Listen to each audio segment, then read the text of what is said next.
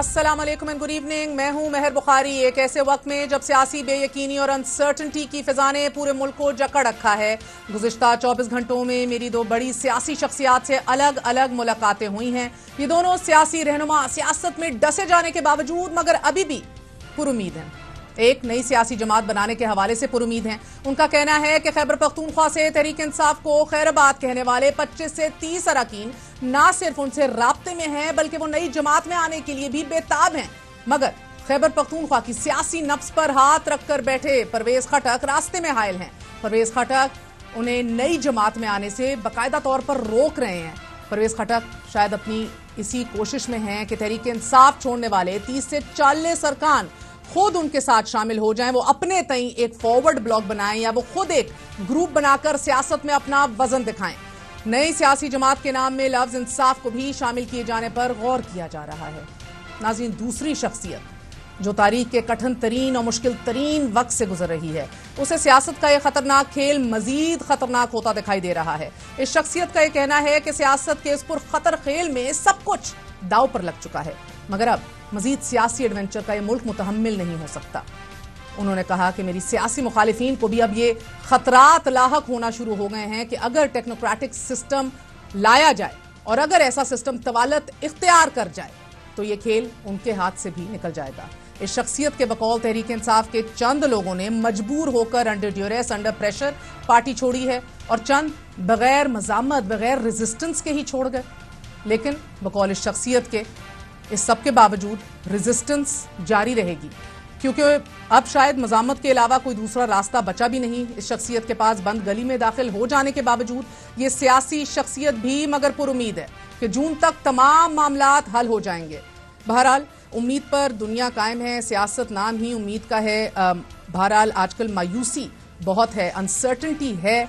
उस सर्टनिटी की खातिर अहम तरीन पेशरफ्त हो रही हैं। आज की अहम तरीन खबर यह भी है कि इमरान खान साहब को मदऊ कर लिया गया है। JIT ने कल की उनकी पहली पेशी के लिए JIT ने कल 4 बजे इमरान खान को तलब कर लिया है। 9 मई के हवाले से उनसे तफ्तीश की जाएगी। आज की एक और अहम तरीन खबर, एक साबिक वजीर आजम सियासत की रेस से बाहर, एक साबिक वजीर आजम की मुमकिन वापसी।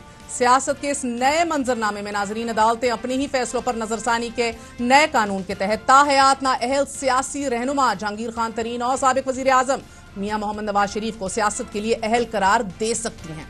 हुकूमत ने Supreme Court review of judgments and order act 2023 के नफाज का गजेटेड नोटिफिकेशन जारी कर दिया है। इस एक्ट के कानून बनने का इंकशाफ आज सुप्रीम कोर्ट में पंजाब इलेक्शन नजरसानी केस की समाअत के दौरान उस वक्त हुआ कि जब अटॉर्नी जनरल ने बताया कि यह कानून जुमे से नाफिजुल अमल हो चुका है, जिस पर जस्टिस मुनीब अख्तर का कहना था कि इसीलिए इलेक्शन कमीशन के वकील के चेहरे पर शायद मुस्कुराहट है। जबकि चीफ जस्टिस सुप्रीम कोर्ट ने रिमार्क्स दिए कि नजरसानी से मुतल्लिक अब नया कानून भी आ चुका है और हम बात समझ भी चुके हैं और हमें नए कानून का मुकम्मल इदराक है। तहरीक इंसाफ को भी नए कानून का इल्म हो जाए, इसके बाद हम समाअत कर लेंगे। चीफ जस्टिस ने दौरान समाअत अटॉर्नी जनरल ऑफ पाकिस्तान से इस्तफसार किया कि क्या इस एक्ट के नाफिज होने के बाद पार्लियामेंट की तरफ से बेंच की तश्कील और अज खुद नोटिस से मुतल्लिक जो कानून पास किया गया था वो कलअदम हो गया है। अटॉर्नी जनरल ऑफ पाकिस्तान इस सवाल पर खामोश रहे। ताहम अदालत ने सुओ मोटो फैसलों पर नजरसानी के नए कानून के बाद पंजाब इलेक्शन केस की समाअत मुलतवी कर दी है।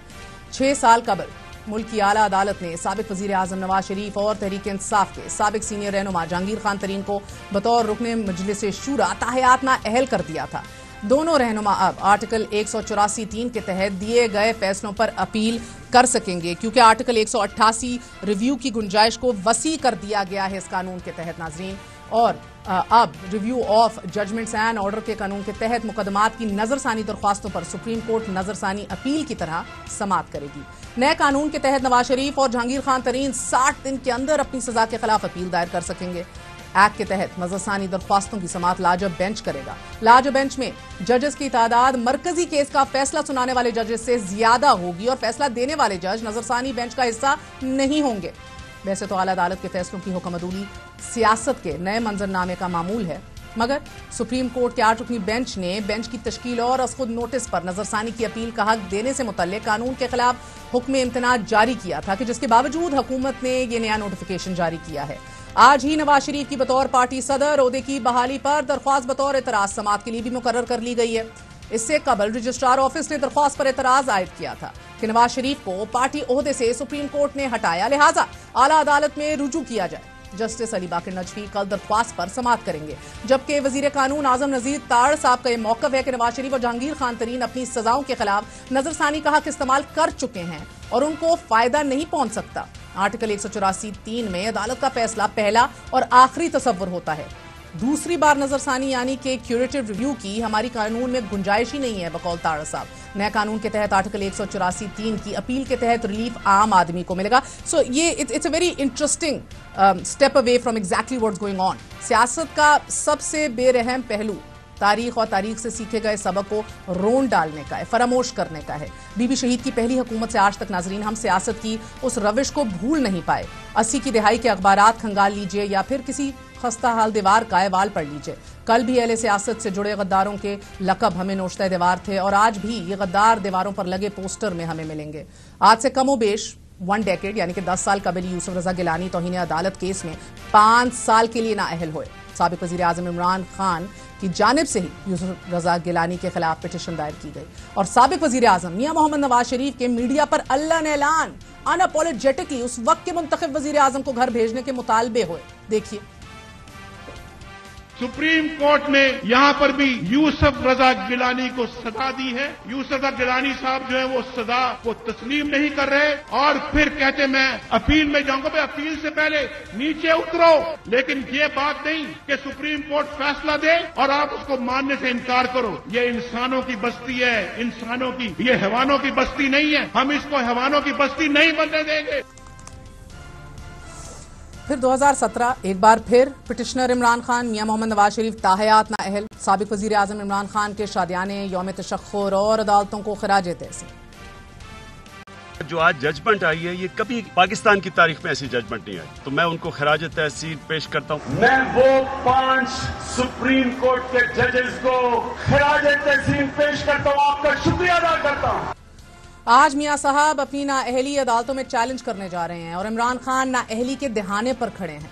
जस्ट इमेजिन, अपनी चमड़ी बचाने का ये वही खेल दोहराया जा रहा है इस मुल्क में। एक तरफ तहरीक इंसाफ के साबिक रहनुमाओं जहांगीर खान तरीन और अलीम खान के दरमियान होने वाली जो आज की मुलाकात है, इसमें नई पार्टी बनाने पर इत्तफाक कर लिया गया है। नई सियासी जमात का ऐलान अगले 72 घंटों में मुतवक्के है। दूसरी जानिब 190 मिलियन पाउंड स्कैंडल में साबिक वजीर आजम इमरान खान का नाम एग्जिट कंट्रोल लिस्ट में शामिल कर लिया गया है और आज ही फर्स्ट समन भी जारी कर लिया गया है। Imran Khan is accused directly in the FIR and is asked to appear tomorrow at 4 o'clock। बात करते हैं, हमारे साथ मुस्लिम लीग नून के सीनियर रहनुमा तारिक फजल चौधरी साहब मौजूद हैं। चौधरी साहब बहुत बहुत शुक्रिया साथ देने का। पहले पहल तो फरमाए दीजिएगा कि साबिक वजीर आजम इमरान खान बार बार और एक बार फिर हुकूमत को मुज़ाकरात की दावत दे रहे हैं। इमरान खान ने इस हवाले से बाकायदा तौर पर एक 7 रुकनी कमेटी भी तश्कील दे दी है और हमारी बदकिस्मती ये है कि सर इमरान खान की ये अपील एक दफ़ा फिर ना सिर्फ इसका तमस्खुर उड़ाया जा रहा है बल्कि इसको NRO के मुतरादिफ करार दिया जा रहा है और तशबीह दी जा रही है उससे। ये दूसरी बार है कि जब वो हुकूमत से मुज़ाकरात की पेशकश कर रहे हैं। आपको नहीं लगता इतनी पॉलिटिकल अनसर्टनिटी के अंदर आपको खैर मकदम करना चाहिए? बिस्मिल्लाहिर्रहमानिर्रहीम। देखिए, मुज़ाकरात वो रास्ता है कि जिसके बगैर मैं समझता हूँ कि सियासी मैदान में सियासी जमातें चल ही नहीं सकती, कि अपने कदम बढ़ा ही नहीं सकती और जहाँ भी कहीं डेडलॉक की सूरत हाल होती है जमहूरी निज़ाम में, वहाँ पे हमेशा मुज़ाकरात के ज़रिए ही मसाइल का हल तलाश किया जाता है। आपको याद होगा कि इमरान खान साहब सिर्फ वो वाहिद एक सियासी शख्सियत रहे हैं पाकिस्तान की तारीख़ में जिन्होंने मुज़ाकरात का हमेशा मजाक उड़ाया। अपोजिशन में जब भी हमने बात की मामलात को, ख़ासतौर पर पाकिस्तान के मामलात को आगे बढ़ाने के लिए, लेकिन उन्होंने हमेशा कहा कि मैं इनसे तो मुज़ाकरात करने के लिए तैयार ही नहीं हूँ। तज़हीक की सियासी रहनुमाओं की, सियासी लीडरशिप की, पॉलिटिकल पार्टीज़ की, मैं तज़हीक के हक़ में आज भी नहीं हूँ कि हम कोई उनकी इन मुज़ाकरात की पेशकश का मजाक उड़ाएं। लेकिन इसमें जो टेक्निकल बात है वो ये है कि इससे पहले पाकिस्तान तहरीक इंसाफ, वो चाहे उन्हें जिस तरह लाया गया, बैसाखियाँ दी गई, जो भी किया गया, लेकिन बहरहाल एक सियासी जमात रही है। कतई नज़र इस बात के कि 10 साल सिवाय उन्होंने मुल्क में फितने फसाद की दावत देने के और पाकिस्तान की नौजवान नस्ल को दंगे फसाद की तरफ राग़िब करने के और अमली तौर पे कुछ नहीं किया। लेकिन 9 मई के बाद एक ऐसी रेड लाइन जो उन्होंने अबूर की, वो पाकिस्तान की तारीख़ में वज़ीर आज़म को, आपको पता है अच्छे तरीके से, पाकिस्तान में फांसियाँ भी दी गई, कत्ल किया गया, पाबंद सलासल किया गया, जिला वतन किया गया, لیکن نہ جی ایچ کیو پہ حملے ہوئے، نہ کور کمانڈر کے گھر میں کسی نے اس طرح گھس کے وہاں پہ توڑ پھوڑ کی، اور نہ شہداء کے مزارات کی اور ان کی یادگاروں کی کسی نے اس طرح بے حرمتی کی. تو میں سمجھتا ہوں کہ جب تک عمران خان صاحب اپنے آپ کو اور اپنی جماعت کو اس ایکٹ سے اور ان تمام بلوے اور فساد سے جب تک بری الذمہ نہیں کرتے، جب تک ان پہ یہ تمام چارجز جو ہیں ان کا جواب نہیں آتا، ٹرائل مکمل نہیں ہوتے، اس وقت تک میں انہیں کم از کم ایک سیاسی جماعت کے طور پہ نہ لینے کے لیے تیار ہوں اور نہ کسی کو لینا چاہیے. مذاکرات تب ہوں گے جب عمران خان سوال کروں گی سر، کیونکہ کل فرسٹ سمن بھی جاری ہو گیا ہے، عمران خان صاحب کو جے آئی ٹی نے کل طلب کیا، اور سر مزے کی بات ہے کہ اگر وہ نہ بھی اپیئر ہوں تو پروسیڈنگز جو ہیں وہ ون سائیڈڈ ہی چل جائیں گی، اتنی یہ غیر معمولی اہمیت کی حامل ہیں. تو خان صاحب ایک ہی مطالبہ بھی کر رہے ہیں، اور وہ یہ کہہ رہے ہیں کہ بے شک پوری جماعت کا صفایا ہو جائے لیکن الیکشن کرا دیجئے. تو انتخابات کا یہ مطالبہ نہ تو غیر آئینی ہے، آپ لوگ جماعت شروع سے مریم بی بی سمیت ترازو کے دونوں پلڑے برابر کرنے کی بات کر رہی ہے، سمجھے برابر ہو گئے، بسم اللہ کریں سر، پھر الیکشنز کرائیں اس ملک میں. دیکھیں، مریم نواز شریف صاحبہ نے جو ترازو کے دو پلڑے برابر کرنے کی بات کی تھی، وہ مہر صاحبہ بڑی ایک سادہ زبان میں اگر اس کو میں سمجھا سکوں تو وہ یہ ہے کہ لیول پلینگ فیلڈ تمام سیاسی جماعتوں کے لیے ایک جیسی سیاسی فضا، ایک جیسا ماحول، اور پاکستان کے تمام عوام کے لیے ایسی ایک ایٹماسفیئر پیدا کرنا کہ وہ اپنی مرضی سے آزادانہ طور پہ صاف اور شفاف انتخابات کے ذریعے اپنی مرضی کی سیاسی جماعت اور قیادت کو منتخب کر سکیں. یہ ہے ترازو کے پلڑے برابر ہونا، لیول پلینگ فیلڈ.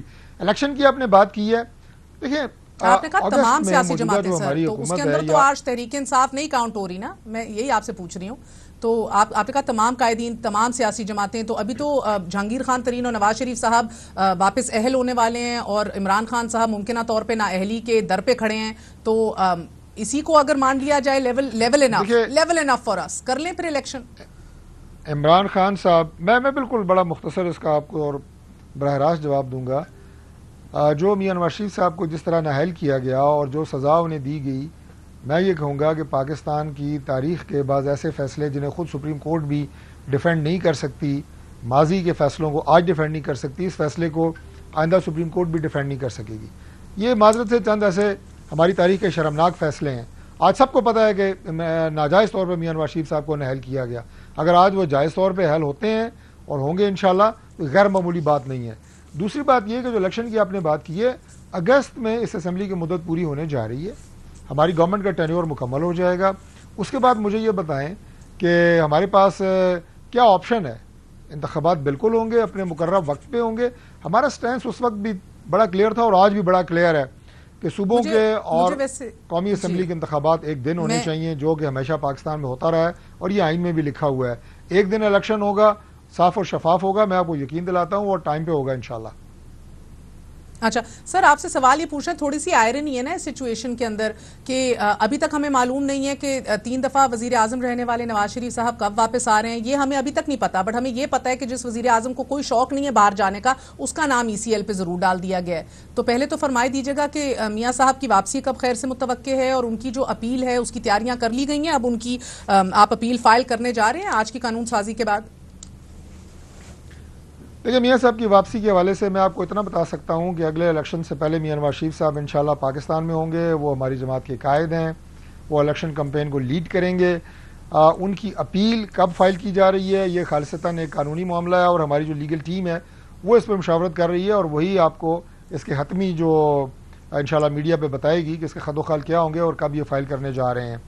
باقی پاکستان مسلم لیگ نون بالکل مساوات پہ یقین رکھتی ہے، اور آئندہ آنے والے الیکشنز میں بھی نہ ہم نے کہا ہے کہ کسی کو الیکشن سے باہر کریں، نہ ہم چاہتے ہیں کہ کوئی نہ اہل ہو. اور جہاں تک عمران خان صاحب کے یہ جو آپ نے کہا کہ ٹرائل ہے، تو ہم تھوڑے ٹرائل سے گزرے ہیں. ہم اگر بے گناہ تھے تو اللہ کے فضل سے ہماری بچت رہی ہے. رانا ثناء اللہ جیسے شخص پہ تو انہوں نے ہیروئن جیسے مقدمات بنائے، جس کی جو سزا ہے وہ 4-5 سال نہیں ہے، آخری طور پہ چودھری صاحب بتا دیجیے گا، سزائے موت ہے. وہ مقدمات رانا ثناء اللہ جیسے لوگوں پہ بنائے گئے، ہماری تمام قیادت پہ بنائے گئے سرخرو ہوئے عدالتوں سے. آج بھی عدالتیں اپنا کام کر رہی ہیں. اگر عمران خان صاحب بے گناہ ہیں تو اس کا ایک اور پہلو بھی ہے، آرام سے نشست. ٹھیک ہے سر، مجھے ایک اور بات بتائیے گا کہ عمران خان صاحب کے ملٹری کورٹس میں ٹرائی ہونے کے امکانات ہیں؟ بالکل امکانات ہیں، کیونکہ ملٹری کورٹس میں وہی مقدمات بھیجے جا رہے ہیں یا بھیجے جائیں گے جو حملے आर्मी की तनसीबात पे किए गए हैं, कोर कमांडर के घर में जिस तरह लोगों ने अटैक किया है, जिस तरह शुहदा की यादगारों को जलाया है, जहाज़ों के मॉडल को जलाया गया है, जो सिविल इदारों के ऊपर अटैक्स हुए हैं, पुलिस पे अटैक्स हुए हैं, उनकी जो केसों की समाअत है वो इंसदाद दहशतगर्दी एंटी टेररिस्ट कोर्ट में होगी। और जो मिलिट्री कोर्ट्स को केसेस भेजे जाएंगे उनमें वो लोग हैं जो बराह रास्त इन हमलों में शामिल हैं, जो इस साजिश में शामिल हैं, जिन्होंने लोगों को उकसाया। ये तमाम लोग जो है उनका मिलिट्री कोर्ट्स में ट्रायल होगा। और इमरान खान साहब के बारे में मैं ये कहूँगा कि जो 9 मई के वाक़यात हैं, जिसे मैं पाकिस्तान का 9/11 कहता हूँ, ये कोई एक दिन की पैदावार नहीं है। ये पिछले 1 साल मुसलसल इमरान खान जो नफरत भरते रहे हैं पाकिस्तान की कौम में और बिलखुसूस नौजवानों में, ये उसका शाखसाना है। और फिर उसके बाद जब उन्होंने वो वीडियो रिकॉर्डेड मौजूद थे, बड़ी खबरें थे कि पूरे इम्कानात हैं कि साबिक वज़ीर आज़म इमरान खान साहब को मिलिट्री कोर्ट्स में ट्राई किया जाएगा। वक्फा लेंगे, वक्फे के बाद बात करेंगे इरफान कादिर साहब से, adviser to the prime minister, कि 184(3 जिसकी फर्स्ट एंड फाइनल जुरिसडिक्शन तस्वर होती है, अब उसमें अपील की गुंजाइश जो है वो फराम कर दी गई है। Will former prime minister Nawaz Sharif avail this और नॉट, बात करेंगे। और क्या ये सुप्रीम कोर्ट की जुरिसडिक्शन और सुप्रीम कोर्ट के स्कोप के अंदर जो है वो अमल दखल तो नहीं किया जा रहा है, इसको किस तरह लेगी judiciary. After very short break, stay with अस।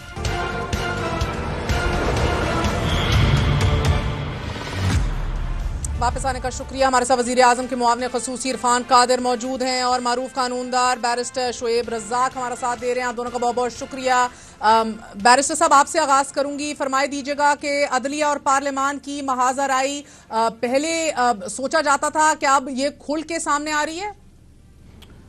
देखिए, ये तो महाज़राई से थोड़ा सा आगे चले गए हैं, क्योंकि पार्लियामेंट जो है वो सुप्रीम कोर्ट की सिचुएशन से कोई समझ ही नहीं रही। मतलब आप एक ऐसी अमेंडमेंट ले आए हैं जो एक कॉन्स्टिट्यूशन अमेंडमेंट के बराबर है, और कॉन्स्टिट्यूशन अमेंडमेंट आप एक बेसिक सादी सी लेजिस्लेशन से उसको ख़त्म करना चाह रहे हैं। आप एक लेजिस्लेशन ले आए हैं और उसमें आप 2-3 चीज़ें शामिल करना चाह रहे हैं। एक चीज़ तो आपने ये शामिल की कि जनाब हम आर्टिकल 188 जो कि सिचुएशन को देता है कि जी आप रिव्यू पिटिशन डालें, उसमें 188 को भी आप अमेंड कर चुके हैं। 185 जो appellate jurisdiction of supreme court है, 188 के तहत ही तो रिव्यू की गुंजाइश को वसी कर दिया है ना। उसके अंदर 184 के रिव्यू जो है उसकी एक अपील भी अब होगी, उसी को वसी कर दिया है। आपका बुनियादी एतराज क्या है, मुख्तसरन फरमाइए। बुनियादी एतराज ये है कि आइन के अंदर ये अमेंडमेंट हुई है, ये जो प्रोविजन जिनके ऊपर आपने अमेंडमेंट की है ये आइन के अंदर मौजूद हैं। इनके अमेंडमेंट का तरीका 238 में है, जो कि आइन के अंदर तरमीम का है, और आइन के अंदर तरमीम के लिए 2/3 मेजोरिटी चाहिए। आपने सुप्रीम कोर्ट के रूल्स जो 1980 के शामिल हैं उनको भी चेंज कर दिया है। तो सुप्रीम कोर्ट को सिर्फ आपने ये 3-4 आर्टिकल्स नहीं चेंज किए, आपने 191 भी चेंज कर दिया है, आपने 187 भी चेंज कर दिया है, और साथ साथ 188, साथ साथ आपने 184(3), 185, तो आपने कॉन्स्टिट्यूशन की तो टोटल शक्ल ही बिगाड़ दी है।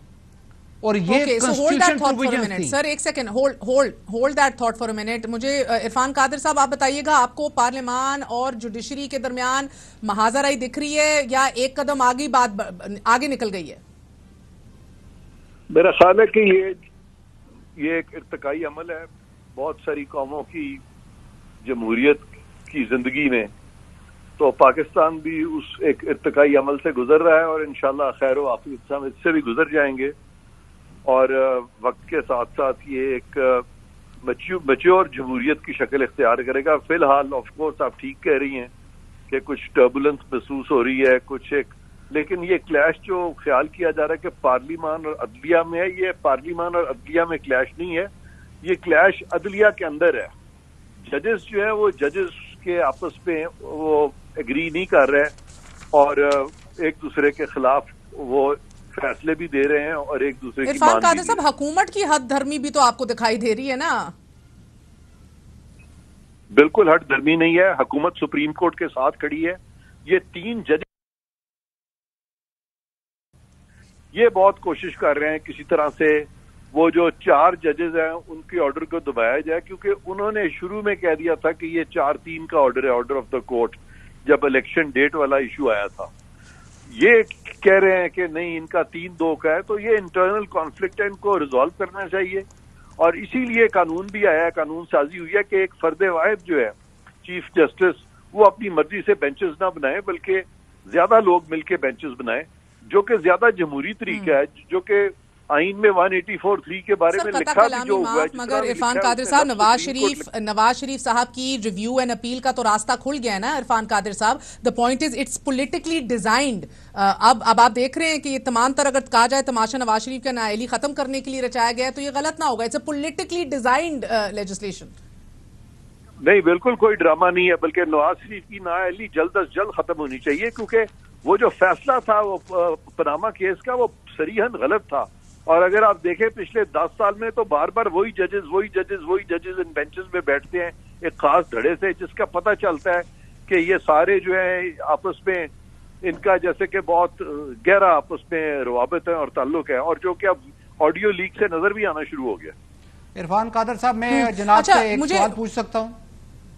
بیرسٹر صاحب، میرا آپ سے سوال ہے، میرے سوال کا جواب دیجیے گا. مجھے فرمائی دیجیے گا کہ کیونکہ اعظم نذیر تار صاحب وزیر قانون کہتے ہیں کہ Nawaz Sharif will not be availing دس، کیا ایسا ہی ہے یا نواز شریف اور جہانگیر خان ترین صاحب جو ہیں وہ دونوں اس سے بینیفٹ کر سکتے ہیں؟ دیکھیں، وجہ یہ ہو رہی ہے نا کہ یہ اس کے اندر اتنی اجلت کیوں ہے. ایک طرف سپریم کورٹ نے 8 ممبر بینچ نے پرانا آپ کا جو پچھلا یہ اٹیمپٹ تھی اس کو سٹے کر دیا ہے، اور آپ نئی ایک چیز لے آئے ہیں، اور ابھی آپ نے صدر مملکت سے بھی سائن کرا لی ہیں. جناب سے ریکویسٹ یہ ہے، دیکھیں پرسن سپیسیفک جو بھی لیجسلیشن ہوتی ہے اس کو سپریم کورٹ پہلے ہی بہت سارے اوکیجنز پہ اس کو ختم کر چکی ہے. میری عرفان قادر صاحب، میں ان سے بہت چھوٹا ہوں، میرے بھائی ہیں بڑے. جناب سے ایک سوال یہ ہے کہ امینڈمنٹ جو کنسٹیٹیوشن کے اندر ہوتی ہے اس کو سادی لیجسلیشن کے ذریعے کس طرح آپ انڈو کر سکتے ہیں، کس طرح انڈرمائن کر سکتے ہیں وہ لیجسلیشن جو آئین کے اندر کنسٹیٹیوشن کے اندر موجود ہے، اس کو سادی لیجسلیشن کے ذریعے کس طرح ختم کر سکتے ہیں؟ مجھے اگر آپ اجازت دیجئے، لائن منقطع ہوئی ہے، میں عرفان قادر صاحب آپ کی جانب آؤں گی. مجھے بتائیے گا کہ ابھی ہمیں بتایا جا رہا تھا کہ الیکشنز ٹائم پہ ہوں گے، یہی توقع ہے کہ وقت پہ ہی بر وقت الیکشنز اب ہوں اکتوبر میں، لیکن آئین میں ایسی کوئی گنجائش ہے کہ اگر حالات خراب ہو جائیں یا ایسی کوئی گنجائش ڈالی جا سکتی ہے کہ ایک ٹیکنوکریٹک یا کوئی کیئر ٹیکر سیٹ اپ طوالت اختیار کر جائے؟ نہیں، ٹیکنوکریٹ سیٹ اپ کی کوئی گنجائش آئین میں نہیں ہے، لیکن آئین میں یہ ضرور ہے کہ جب تک الیکشنز نہیں ہوں گے تب تک آبویسلی کیئر ٹیکرز جو ہیں وہ بیٹھے رہیں گے، کیونکہ وہاں کوئی ایسا پروویژن نہیں ہے جس پہ کہا گیا ہے کہ کیئر ٹیکرز جو ہیں وہ 30 دن کے بعد جائیں گے یا 50 دن کے بعد یا 60 دن کے بعد.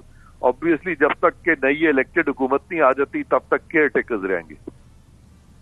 تو آپ عرفان قادر صاحب آپ کہہ رہے ہیں کہ یہ کیئر ٹیکر سیٹ اپ جو ہے پھر یہ 1-2 سال بھی چل سکتا ہے؟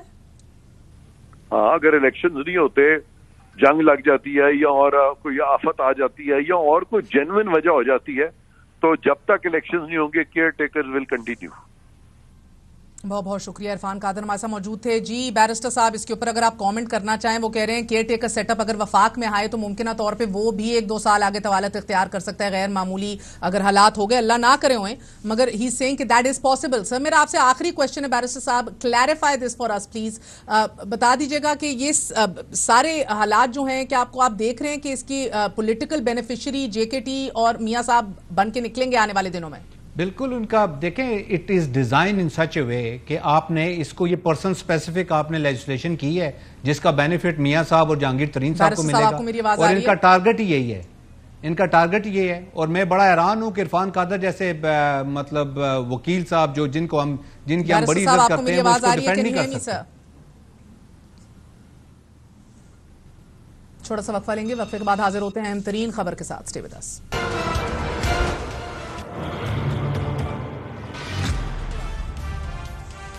وزیر اعظم شہباز شریف صاحب نے ٹویٹ کیا ہے کہ ڈومز ڈے سیناریو، معاشی اعتبار سے ڈومز ڈے سیناریو ہمارے پیچھے رہ گیا ہے اور سنسیئر ایفرٹس ہیں to address the challenges. Economic belt tightening کے ذریعے کفایت شاعری یعنی کہ اور بر وقت पॉलिसी इंटरवेंशंस के जरिए।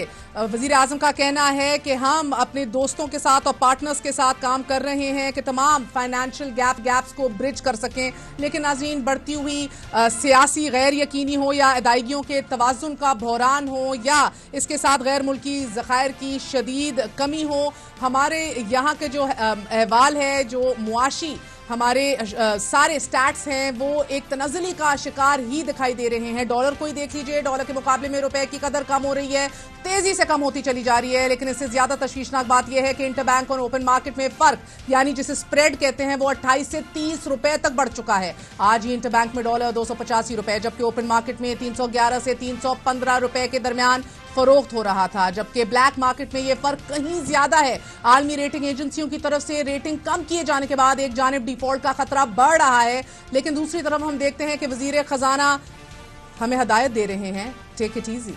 मुलाहिजा कीजिए। डॉक्टर साहब, ये आपकी नाकामी है कि IMF के साथ अभी तक आपके मुज़ाकरात कामयाब नहीं हो पा रहे। Take it easy, take it easy, take it easy. Is it really time to take it easy? बात करेंगे। हमारे साथ साबिक वफाकी वजीर खजाना मिफ्ता इस्माइल मौजूद हैं। मिफ्ता साहब, बहुत बहुत शुक्रिया साथ देने का। खैर की नवीद सुनाई जा रही है, बताया जा रहा है कि सुकून फरमाइए, टेक इट ईजी। शहबाज शरीफ साहब के भी ट्वीट जो हैं वो अगर कहा जाए कि एक और पिक्चर दिखा रहे हैं तो ये भी गलत ना होगा। डिफॉल्ट से बचने की बात कीजिए, मुझे रियलिटी की बात कीजिए जरा। इस मुल्क को डिफ़ॉल्ट से बचाने के लिए सबसे ज़्यादा ज़रूरी है वो IMF है, और मैं अब भी ये समझता हूँ कि हम 1-2-4 महीने ज़रूर खींच सकते हैं बगैर IMF के, बिल्कुल, लेकिन लॉन्ग टर्म वायबिलिटी पाकिस्तान की, लॉन्ग टर्म अगर आपको पाकिस्तान को डिफ़ॉल्ट से बचाना है तो हमको IMF के साथ इस वक्त रहना ज़रूरी है।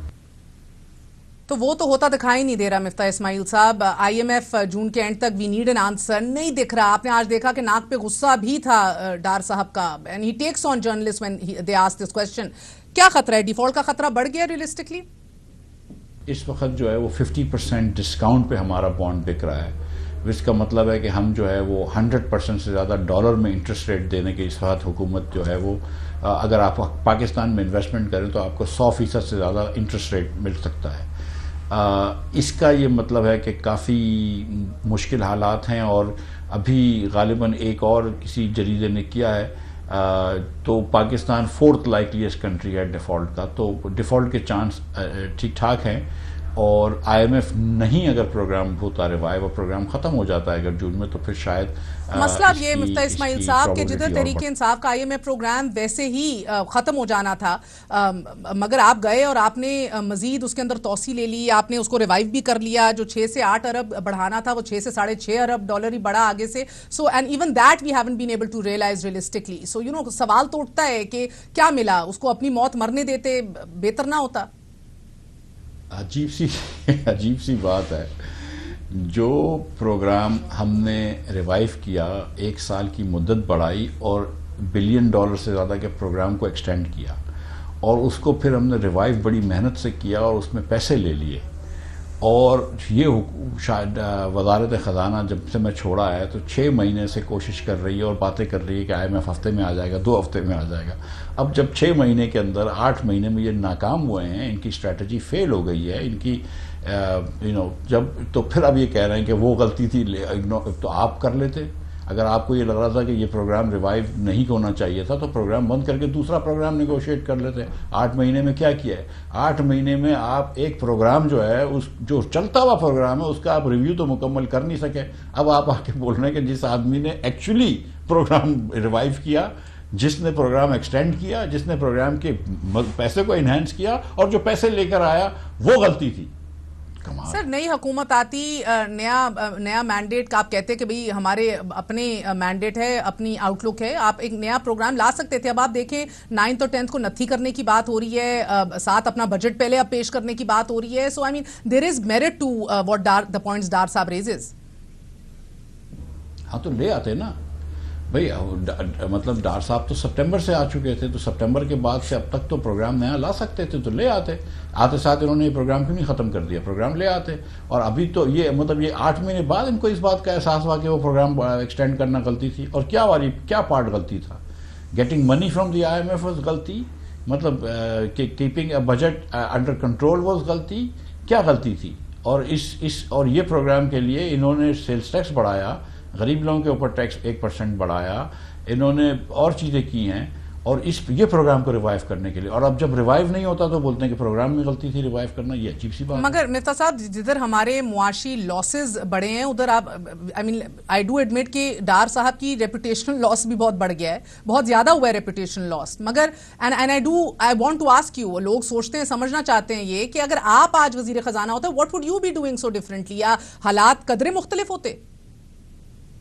دیکھیے مہر، یہ تو کہنا تو مشکل بھی ہے اور عجیب سی بات ہے کہ میں ہوتا تو میں یہ کر لیتا، لیکن سچی بات یہ ہے کہ ہم نے فل فور پروگرام کو ریوائیو کیا تھا، ہم نے جولائی کے اندر IMF سے پروگرام ایکسیپٹ کروا لیا، ہم نے سپٹمبر میں پیسے آ گئے، اور ہم یہ سوچ رہے تھے کہ اکتوبر کے جو نمبر، سپٹمبر تک کے جو نمبر اکتوبر کے اینڈ میں آ جائیں گے، نومبر کے شروع میں آ جائیں گے، تو ہم اس کے نیکسٹ ریویو میں چلے جائیں گے، اور یہ پروگرام کا نواں ریویو اس وقت ختم ہو چکا ہوتا۔ اب اس کے درمیان جو ہے وہ حکومت نے ایک مرتبہ سوچا کہ 280 روپے کی بازار میں ہم 220 کا ڈالر بیچیں گے، آپ نے ایکسپورٹ کم کرا۔ آپ دیکھ لیجئے کہ جولائی، اگست، سپٹمبر 3 مہینے وزیر خزانہ جب میں تھا تو ہم ڈالر کو نہیں چھیڑتے تھے، تو تینوں مہینے ڈالر جو ہے ایکسپورٹ جو ہے پاکستان کی پچھلے سال کے مقابلے میں بڑھتی رہی۔ اکتوبر سے ایکسپورٹ گرنا شروع ہو گئی، اکتوبر سے ریمیٹنس گرنا شروع ہو گئی۔ تو وجہ کیا تھی؟ وجہ یہ تھی کہ آپ نے آرٹیفیشلی ڈالر کو 220 پہ رکھا ہوا تھا، 225 پہ رکھا ہوا تھا۔ ایک آبسیشن اگر آپ کا ڈالر کے ریٹ پہ ہے اور پیٹرول کے ریٹ پہ ہے، اور آپ کو کوئی اور اکنامک اسٹیٹسٹک سمجھ میں نہیں آتی، تو پھر یہ نتیجہ ہوگا۔ یہ عاطف میاں نے بھی کہا ہے۔ تو پھر اس کے بعد آپ جب یہ دیکھیں کہ آپ نے اس وقت یہ نہیں کیا، میں اگر ہوتا تو میں سمجھتا ہوں کہ اکتوبر نومبر تک یہ پروگرام کو ہم اگلی نویں ٹرانچ ہو جاتی ہے۔ اب تو 10 ٹرانچ کر چکے تھے، اب تو 11ویں ٹرانچ کی ڈیو ہو گئی ہے، تو آپ نے تو یہ 7-8 مہینے ضائع کر دیے نا۔ تو اب یہ کہنا، کسی اور کو بلیم کرنا کہ نہیں یہ پروگرام ہی غلط تھا، یہ ایکسٹینڈ ہی نہیں کرنا تھا، آپ تو بھائی 7 مہینے تک کوشش کرتے رہے، آپ سے نہیں ہوا بہرحال۔ لیکن اب پرابلم یہ ہے سر کہ 3.7 ارب ڈالر میں جون میں ری پیمنٹ کرنی ہے، 400 ملین آپ کا سود کی پیمنٹ ہے، آپ کو 34 بلین ڈالرز کی ایکسٹرنل فائنانسنگ کو ارینج کرنا ہے، یقینی بنانا ہے۔ Where is this money exactly coming from? Shahbaz Sharif sahab یہ تو ٹویٹ آج کر رہے ہیں کہ our friends and our partners will bridge the financing gaps۔ جی جون کے بعد اگر یہ IMF کا پروگرام ختم ہو جاتا ہے، اور اگر IMF نہیں ہوتا تو پھر ورلڈ بینک اور ایشین ڈیولپمنٹ بینک کی فائنانسنگ بھی ریسٹرکٹ ہو جاتی ہے، تو اس کے بعد پھر یہ 34 بلین ڈالرز ہیں۔ اسی لیے میں کہہ رہا ہوں نا کہ IMF کے بغیر ڈیفالٹ بچانا بہت مشکل ہے، اسی لیے اگلے سال 34 بلین ڈالرز تو نہیں آ سکتے آپ کو بغیر IMF کے۔ ایک سیکنڈ، یعنی کہ IMF کے بغیر یہ دوست ممالک کی ہیلپ از آلسو آپ کو ٹھوس نہیں نظر آ رہی۔ سر دیکھیں، ایک اب بجٹ بھی چند دنوں کے اندر آنے والا ہے، ایکسپینشنری بجٹ یہ ہو سکتا ہے، نہیں ہو سکتا، کیا صورتحال ایگزیکٹلی سر؟ بیکاز آپ دیکھ رہے ہیں کہ ایک پولیٹیکل کیپٹل تو شدید لوز ہو گیا اس PDM کی حکومت کا، دوست ممالک کا ذکر اور ٹویٹ کر رہے ہیں شہباز شریف صاحب، are they really enough to bridge this gap?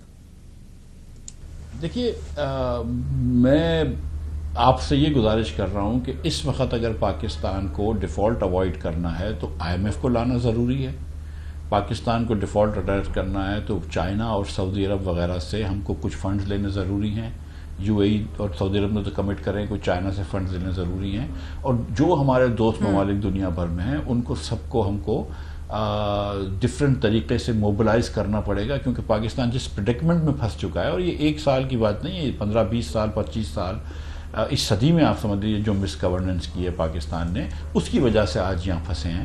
تو جو ہم جہاں پہ پھنس چکے ہیں، اور عمران خان صاحب خود آپ جانتی ہیں مہر کہ پاکستان کا 78% لون عمران خان کے 3.25 سال میں لیا گیا تھا، جب تک جو 71 سال میں لیا گیا، اس سے پہلے بھی لون لیے گئے۔ تو یہ میں کسی ایک پارٹی کی بات نہیں کر رہا ہوں، جہاں پہ ہم یہ پھنس گئے ہیں، تو اب اس وقت ہم کو IMF کی بھی بہت ضرورت ہے، چین کی بھی ضرورت ہے، سعودی عرب کی بھی ضرورت ہے، دیگر ممالک کی، اور جب تک یہ سب اس وقت پاکستان کی مدد نہیں کریں گے، all these cards have to be just right، ہم مشکل ہو جائے گا ہم کو ڈیفالٹ اوائڈ کرنا۔ تو اگر ڈیفالٹ اوائڈ کرنے کا راستہ میں آپ کو بتا رہا ہوں، you may think it's optimistic but that is the way to I think go۔ پھر اللہ کی مرضی ہے کہ کیا ہوتا ہے۔ بجٹ جہاں تک کی بات آپ کر رہی ہیں مہر، تو دیکھیں اگر ہم نے اس وقت کوئی ایکسپینشنری بجٹ دے دیا، ہم نے کوئی ایسا بجٹ دے دیا جو کہ مناسب نہیں ہے، تو پھر we will have driven this country further into quagmire۔ تو میں یہ سمجھتا ہوں کہ ایک ذمہ دارانہ بجٹ دینے کی بہت ضرورت شکریہ. ہمارے ساتھ سابق وفاقی وزیر خزانہ مفتاح اسماعیل موجود تھے اور ڈاف صاحب کی پرفارمنس پہ بھی تبصرہ کر رہے تھے.